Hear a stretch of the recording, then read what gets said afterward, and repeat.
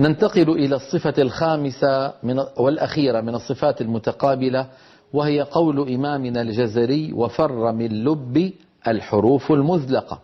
إذن مجموعة حروف فر من لب هذه الستة هي الحروف المزلقة. وقلت سابقا، كنت قد أشرت أنها صفة من علم الصرف لا علاقة لها بالتجويد أبدا. لعلهم ذكروها أو لعل إمامنا الجزري ذكرها ليكون عدد صفات الحروف 17 كالعدد الذي اختاره هو 17 مخرجا، فتكون المخارج 17 والصفات 17، ولكن لا علاقة هذا للتصويت بهذه الحروف فر من لب. نلاحظ على اللوحة أصلها، يعني أصل هذه العبارة، نشرح العبارة. ما معنى فر من لب؟ فر هو يعني من ذي لب. إذن اللب ما هو يا إخواننا؟ العقل. اللب هو العقل، ومنه قوله تعالى: إن في ذلك لآيات لأولي الألباب، يعني لأصحاب العقول. فر من لب أصلها فر من ذي لب. من هو ذو اللب؟ يعني العاقل. ومن يهرب من العاقل؟ لا يهرب من العاقل إلا الجاهل. لذلك شرحها علماؤنا بقولهم: هرب الجاهل من العاقل. هرب الجاهل من العاقل. هذا الشرح المعجمي لفر من لب. ننتقل الآن. ما معنى المزلقة؟ الحروف المزلقة: زلق الشيء طرفه. زلق الشيء طرفه معناها هذه الحروف الطرفية، الحروف الطرفية. سميت حروفه بذلك يعني مزلقة لخروج بعضها من زلق اللسان، يعني من طرف اللسان، وهي الراء والنون واللام. قولوا لو سمحتم أن تجدون بأن هذه الثلاثة قد خرجت من زلق اللسان يعني من طرفه، وبعضها من زلق الشفة يعني من طرف الشفة أو الشفتين.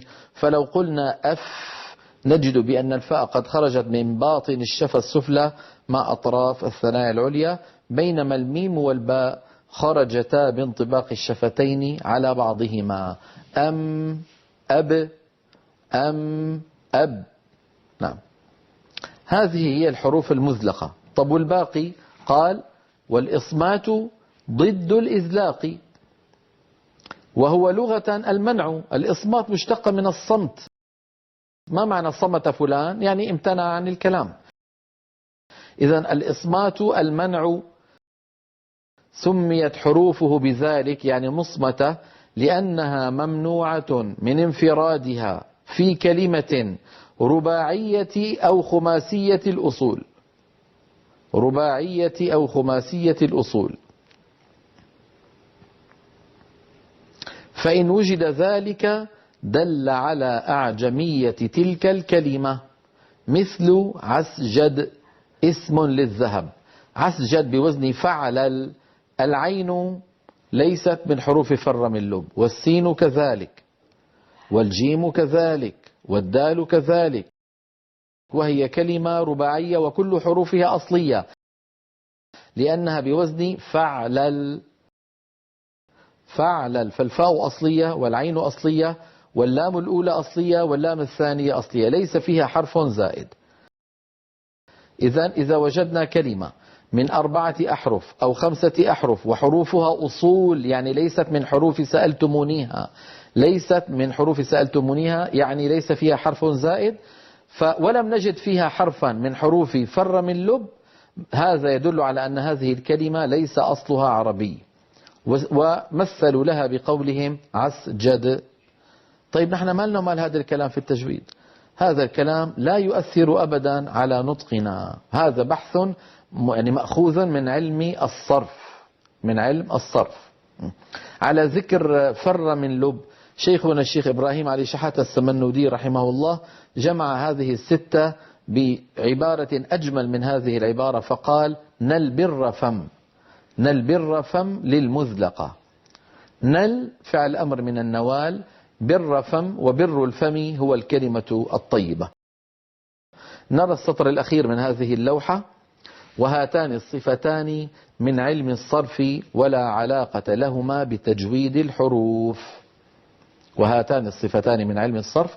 يعني لا يستطيع الأستاذ أن يقول لتلميذه وهو يقرأ لماذا لم تبين صفة الإزلاق، أو يقول له ائتي بصفة الإصمات. لا يستطيع أن يفعل ذلك، وإنما هاتان الصفتان يعني وسيلة لمعرفة هل هذه الكلمة عربية الأصل أم أنها معربة استعملها العرب ولكنهم أخذوها من لغة غيرهم. أمر يتعلق بعلم الصرف لا حاجة لنا به في علم التجويد. بهذا نكون قد أنهينا الكلام على الصفات المتضادة الخمسة التي ضد خمسة، وبقي علينا الصفات التي لا ضد لها، والتي تبدأ بقول إمامنا الجزري رحمه الله: صفيرها صاد وزاي سين، قلقلة قطب جد واللين، واو وياء سكنا وانفتح قبلهما، والانحراف صحح في اللام والراء وبتكرير جعل، وللتفشي الشين ضاد نستطل.